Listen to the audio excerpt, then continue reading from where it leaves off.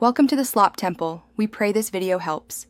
You have the essentials ready: a device with a working SIM and your computer's connectivity options. First, plug a USB modem or connect the phone via USB.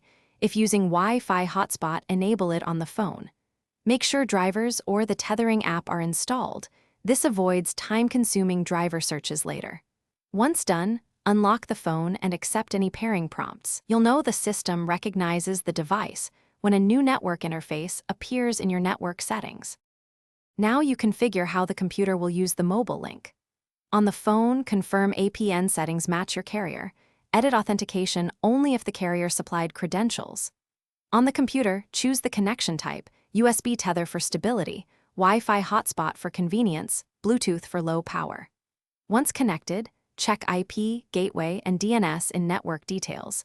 Change DNS to a public resolver if you need faster or uncensored name resolution. Make sure firewall rules allow the new network.